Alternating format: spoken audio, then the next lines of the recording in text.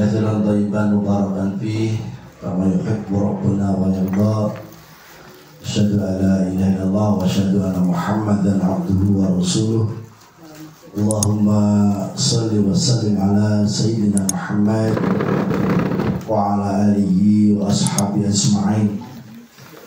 رضيت بالله ربا وبالإسلام دينا وبمحمد النبي ورسولا. ربي زدني علما warzuqni fahma. Amma ba'du. Bapak Ibu Hajah yang dirahmati oleh Allah, alhamdulillah. Yang pertama dan utama kita panjatkan puji syukur atas nikmat yang diberikan kepada kita, terutama nikmat iman dan Islam. Karena nikmat ini tidak diberikan kepada seluruh manusia, tetapi hanya yang dipilih oleh Allah diberikan kenikmatan tersebut.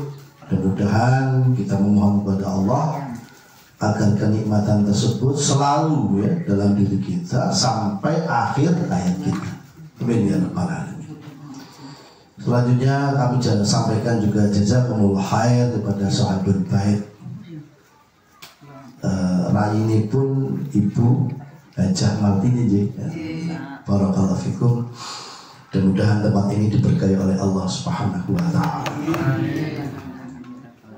Bapak Ibu Hajah yang dirahmati oleh Allah, pada hari ini kita ini masuk tanggal 1 Dzulhijjah. Ibu, alhamdulillah, masya Allah. Nah, ini pada kesempatan ini sedikit nanti akan singgung tentang masalah 1 Dzulhijjah ini, bulan yang sangat diistimewakan oleh Allah. Ada apa yang diistimewakan? Saya sudah ingatkan pada yang sudah berniat untuk berkorban, ini tidak boleh mencukur rambut, kali memotong kuku. Ini sudah dimulai sejak malam, Bu. Ini tidak kesupen pakai, kadang-kadang kesupen begini susuk potong cuku, gitu. Sampai nanti hewan kurban kita disembelih, sampai hewan kita disembelih. Ada sebuah hadis tentang keistimewaan bulan Dzulhijjah. Ini hadisnya, ma min ayyamil amalu salih fiha ahabbu ila Allah min hadhil ayyam, yakni ayyamul ashar. Qalu ya Rasulullah wala jihadu fi sabilillah. Qala wala jihadu fi sabilillah illa rajulun haraja bi nafsihi wa malihi wa lam yarji min dzalika bi syai'in. Kata Rasulullah, ini yang ketika Rasulullah, tidak ada satu amal soleh yang lebih dicintai oleh Allah melebihi amal soleh yang dilakukan pada hari-hari ini, yaitu Yaumul Ashar, yaitu 10 hari awal di bulan Dzulhijjah, termasuk hari ini itu. Jadi yang kita tadi dari rumah Bismillah, karena Allah kita pengajian, terus kita safar ke tempatnya Bu Hajah Martini, tempatnya adiknya, lalu nanti insya Allah kita lanjutkan ke pantai, itu Sirful Ad. Jadi mungkin nanti tadabbur alam, ada melihat kebesaran Allah. Mudah-mudahan itu membuat termasuk pahala bagi kita yang besar. Nah, yang dilakukan pada awal Dzulhijjah tentunya ini adalah merupakan amal baik, dan itu adalah merupakan yang sangat dicintai oleh Allah Subhanahu wa taala. Lalu para sahabat bertanya, tidak pula jihad di jalan Allah ya Rasulullah? Lalu Nabi menjawab, tidak pula jihad di jalan Allah kecuali orang yang berjihad menikah dengan jiwa dan hartanya ning boten wangsul. Berarti gugur di medan jihad. Ini berarti pahalanya luar biasa ternyata. Pahalanya luar biasa. Jadi sebagian ulama mengatakan bahkan keutamaan 10 hari di bulan Dzulhijjah ini ada yang mengatakan lebih besar daripada keutamaan di 10 hari di bulan Ramadan. Tapi terjadi khilaf daripada ulama ini. Tapi ternyata memang semuanya itu besar. Kalau 10 hari di bulan Ramadan itu malamnya, karena di sana ada Lailatul Qadar. Tapi kalau di bulan Dzulhijjah itu siangnya. Di sana ada hari Nahr, ada hari Arafah, ya, Masya Allah, begitu banyak peristiwa-peristiwa besar. Nah ini, jadi semuanya besar. Jadi pahalanya dari tanggal 1 mulai hari ini sampai tanggal 10, ada yang mengatakan sampai tanggal 13 Dzulhijjah, gitu. Tapi wallahu a'lam, tapi yang jelas yang masuk tanggal 10 Dzulhijjah itu pahalanya sangat besar. Tetapi sebaliknya Bapak Ibu, maksiat yang dilakukan pada hari-hari awal bulan Dzulhijjah juga dilibatkan, ya. Kata Ibnu Abbas itu wala janganlah kau mendolimi dirimu, itu wala yudli, saya lupa ayatnya itu.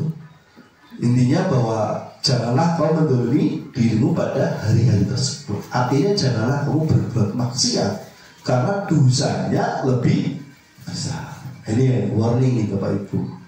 Kalau tadi Pak Budi nanti kok dari ibu kok nanti kok kuat nih. Ya mudah-mudahan ketiganya bagus-bagus, ya. Nah, dia tidak menghibah kepada yang lain. Jadi hati-hati. Kalau menghibah nanti dosanya jadi besar, Bu. Timbangannya ngeri, ya. Ya, jadi sudah sangat gitu. Mudah-mudahan tidak seperti itu. Ya. Kita lanjutkan.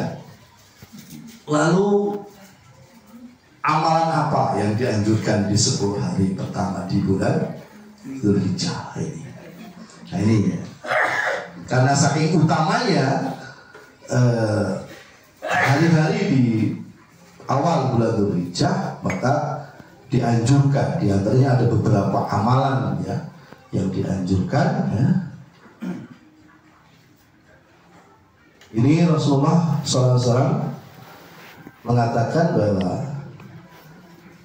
an ba'di azwajin Nabi sallallahu alaihi wasallam qala, ini yang mengatakan adalah sebagian dari istri-istri Rasulullah.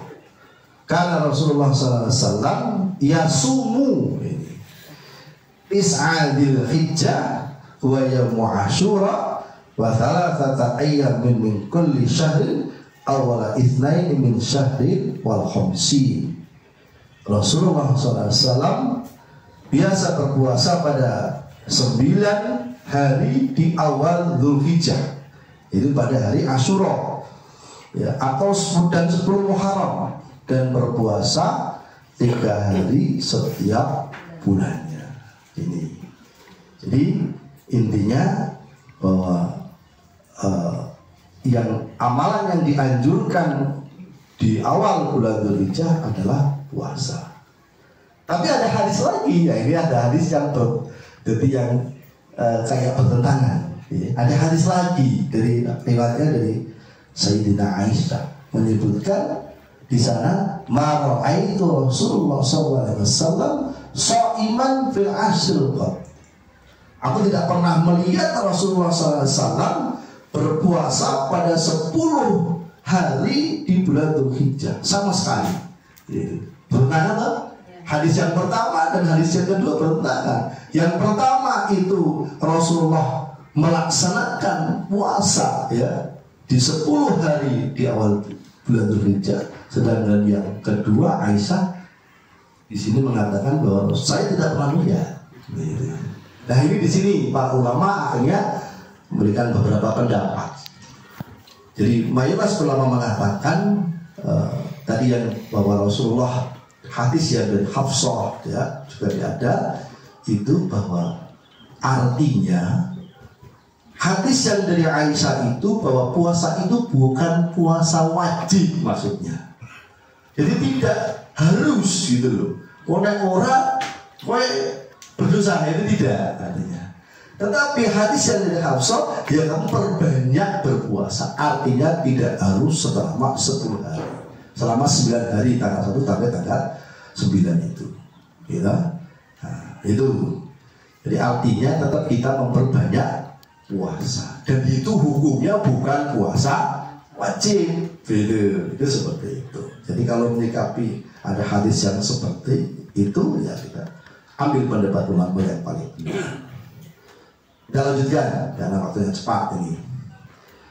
Lalu pada tanggal kesimpulannya bahwa puasa yang sangat ditekankan adalah puasa pada tanggal 9 Dzulhijjah. Minimal awake poso pada tanggal 9 Dzulhijjah. Manakala jamaah haji sedang di Arafah, nah kita berpuasa. Kasih kelingan tuh Bu, tentang Arafah rasanya pribadi, gitu. Lagi memori kita ingatkan kembali Bu di sana Bu, coba, gitu. Malam-malam waktu itu orang yang meninggal di Pak, sebelah tenda itu sebelah tenda yang meninggal itu baru sampai ganggunya orang yang meninggal dunia itu. Wah, masya Allah itu luar biasa. Wah, jadi suasana di Arafah tuh Pak, ingatan kita diingatkan ke sana Bu, masya Allah. Luar biasa. Hari itu ternyata Bu, hari yang sangat istimewa, di mana doa-doanya akan dikabulkan oleh Allah Subhanahu wa Ta'ala. Itu. Ya mudah-mudahan saudara-saudara kita yang sedang berhaji ya, mudah-mudahan semuanya apa yang diminta, apa yang didoakan mereka dikabulkan oleh Allah Subhanahu wa Ta'ala. Ya, mudah-mudahan. Itulah diantaranya hari Arafah. Lalu keutamaan hari Arafah. Di antara keutamaan hari Arafah tanggal 9 Dzulhijjah itu disebutkan dalam hadis, "Ma min yaumin aktsara min ayyuqallahu fihi 'abdan minan nar." Min yaumil Arafah wa innahu la yadlu summa yubahi bihim malaikata wa yaqulu ma arada haula. Di antara hari Arafah yang Allah banyak membebaskan hambanya dari api neraka. Ya, ini yang paling penting. Itu. Ada juga hari-hari seperti ada di bulan Ramadan. Allah setiap harinya membebaskan hamba-hambanya dari api neraka. Si maunya merokok sekaligus kalau diampuni akhirnya badan sido. Mudah-mudahan kita semuanya termasuk yang itu. Amin. Nah, ini keistimewaan dari Arafah. Lalu untuk yang berada di Arafah, ya, terutama ya jamaah haji, dia akan mendekati lalu akan menampakkan keutamaan mereka pada hari itu para malaikat. Kemudian Allah berfirman apa yang diinginkan oleh mereka. Jadi para malaikat turun dan bertanya pada malaikat apa yang diinginkan oleh hamba-hamba di sana, akan dikabulkan pada hari Arafah itu. Minta itu. Masya Allah. Itulah di antara keutamaan hari Arafah. Kita lanjutkan. Lalu saudara-saudara kita yang berwukuf di Arafah ya, saat itu telah rela meninggalkan anak dan keluarga seperti kita dulu ya, tahun 2016 ya. Insyaallah kalau kita ingat. Karena memang pahalanya itu yang dijanjikan oleh Allah itu tidak baik-baik ya. Ini adalah surga bagi haji yang mabrur itu. Di sana juga disebutkan oleh Rasulullah khairud du'ai du'a yaumul Arafah. Sebaik-baik doa adalah doanya pada hari Arafah. Lalu bagaimana dengan kita? Jangan tinggalkan puasa Arafah bagi yang tidak berhaji. Jadi kewajiban kita adalah besok untuk berpuasa minimal 1 hari di tanggal 9. Kalau jangan memperbanyak, alhamdulillah, masya Allah. ahli puasa. Itu. Di sini Rasulullah bersabda, "Siyamu yaumul Arafah ahtasibu 'ala Allahi ayyukaffara sana allati qablahu wa salata allati ba'dahu. Wa siyamu yaumul Asyura ahtasibu 'ala Allahi ayyukaffaru sanatu allati qablahu." Puasa Arafah ini dapat menghapuskan dosa setahun yang lalu dan setahun yang akan datang. Jadi rugi Bu nek mboten puasa. Ya semuanya kayak kula ora kuat puasa ya tetap dipaksakan gitu. Gitu. Wong kerjane gede banget nggih. Awak dhewe urung lakoni ngono pun diamuni kali Gusti. Apalagi yang sudah melakukan itu. Jadi harus dipaksakan. Dilatih, sampaikan pada anak-anak kita, pada saudara-saudara kita, iki sesuk tanggal 9 Dzulhijjah ayo do puasa. Karena pahalanya begitu besar. Itu intinya itu. Lalu Ibnu Abbas juga berkata bahwa Nabi sallallahu alaihi wasallam aftaru bi Arafati wa arsalat ilahi Ummul Fadli bil labani wasyarab. Nabi sallallahu alaihi wasallam tidak berpuasa. Jadi orang yang di Arafah itu disunahkan untuk tidak berpuasa dan tidak boleh berpuasa gitu berarti. Yang di sana tidak boleh berpuasa. Kata Rasulullah di dalam riwayat, ketika beliau disuguhkan minuman susu, beliau pun meminumnya. Jadi di Arafah manakala dia wukuf diberi air susu, Rasulullah meminum. Berarti tidak berpuasa. Jadi orang yang sedang haji itu jangan berpuasa. Tapi bagi yang tidak berhaji itu disunahkan untuk berpuasa. Lalu terus lagi ada hadis lagi bahwa aku pernah berhaji bersama Nabi sallallahu alaihi wasallam. Beliau tidak menunaikan puasa pada hari Arafah. Aku pun pernah berhaji bersama Abu Bakar. Beliau pun tidak berpuasa ketika itu. Begitu pula dengan Utsman tidak berpuasa. Aku pun tidak mengerjakan puasa Arafah ketika itu. Aku pun tidak memerintahkan orang lain untuk melakukan, dan aku pun tidak melarang jika ada yang ini Ibnu Abbas. Jadi dia berhaji dengan Abu Bakar juga di Arafah tidak berpuasa, dengan Utsman juga tidak berpuasa. Nih, lajeng satu lagi yang terkenal itu di lingkungan kita ada yang namanya puasa tarwiyah. Tanggal 8. Kita lihat hadisnya. Kita lihat hadisnya. Ada riwayat menyebutkan saumu yaumut tarwiyah itu kafaratus sanah. Puasa pada hari tarwiyah tanggal 8. Mengawat diri betul tarwiyah Bu. Nek bimbingan Haji Aisyah itu biasanya nek nyusul Pak itu tarwiyah gimana dulu waktu nek Aisyah itu biasanya tarwiyah tanggal 8 ke Mina nggih. Ya. Biasanya kalau Muhammadiyah begitu. Dulu kita ada. Dan itu juga itu sunnah. Artinya tidak, kalaupun tidak melakukan tidak apa-apa. Kalau melakukan ya mendapatkan pahala sunnah. Hadis ini kita lihat hadisnya bahwa Ibnu Jauzi mengatakan hadis ini tidak sahih.